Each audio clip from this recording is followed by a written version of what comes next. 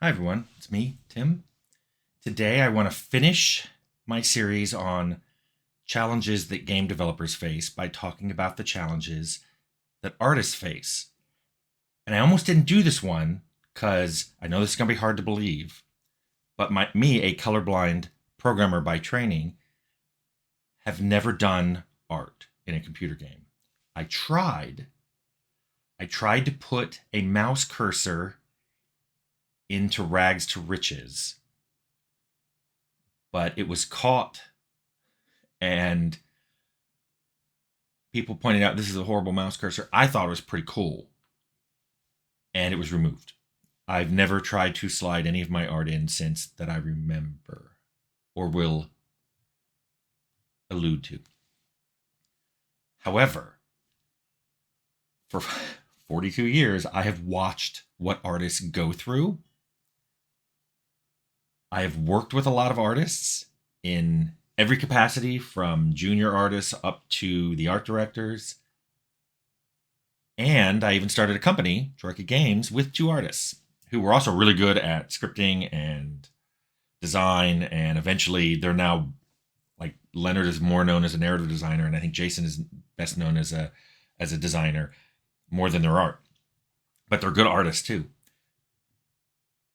But I watched what would happen to them, and just to remind you, I try to narrow it down to one thing. For designers, I said everybody thinks they can do it, and for programmers, I said everyone will come to you for every problem in the game, no matter what caused the problem or what kind of problem, whatever. It's programmer got to fix it. For artists, the biggest problem I saw them facing is that everybody comments on art, and almost everybody, assumes that their taste is an objective, proven fact, and that if they don't like it, nobody else will like it. How people manage to hold this belief in a world of, 31 flavor ice creams and everything else, I do not know. But I've watched artists have to deal with comments like, I hate that. That looks stupid. That's ugly. Well, first of all, those comments are incredibly unconstructive. What exactly are they supposed to do with that? Oh, let me erase the ugly part. Second, it's really unprofessional. And I would love to tell you, I hear those comments from people who are just starting out in the industry. But I've heard those exact comments made on games I've made by people with decades of experience. It was just shocking to me. That's not to say you can't have opinions about art. Frequently, what I would say when people wanted art feedback, I would say things like, it is very hard for me to distinguish characters from backgrounds. The palette is monotone, and this is coming from me. The props and the characters don't look like they belong in the same game. So the art style of characters don't look like the art style of the props or the buildings, which sometimes can happen because they're done by different people. If you don't have a strong art director maintaining style is a hard thing to do too. Just not just agreeing on it. It's a huge road to agree on a style for a game, but then to get everybody to do the same style and to get them to agree that what they're doing is that style is its whole thing. But I also see, or I also try to give feedback on things like, this particular, item will be viewed close up. It needs a higher resolution texture,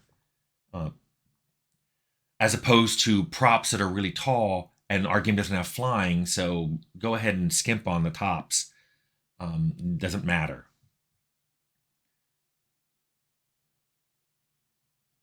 One thing that I watched happen with artists is they would get this feedback and they would try to manage a response, even though there's no clear direction to go. So I've seen many times artists literally just throwing, concept after concept after concept out, trying to deal with this person who seems to have an idea in their head what they want, but can't express it. And yet, I think the biggest problem artists face is everybody will express their opinions on art. After it ships, everybody has opinions. I've heard people say things about games I've made about this one looks good and this one looks bad or whatever. Interestingly, those opinions seem to have no correlation with the sales of those games. Um, Kind of what I was saying about those three magic numbers, sales, budget, and review scores, seemingly have no correlation. I don't know what it is that makes a game sell. Good-looking games get people interested, but I think there's a lot of good-looking, boring games out there that don't do well. And then there's a lot of games that are like, this is okay, but wow, is it fun? A lot of those, especially now that we're doing retro, pixel art games. Nobody's going to say that this piece of art is incredibly realistic or incredibly detailed. It's just fun and it's retro, and that's the point. And I think, like, my bar is very low in art. So I often didn't give comments. And when I did, there were things specifically about, well, when I'm playing, I have a hard time. I played a very early version, a beta version of Left 4 Dead by Valve, and I commented on frequently I'd lose the cursor. Might have been Left 4 Dead 2. I'd lose the cursor into the background.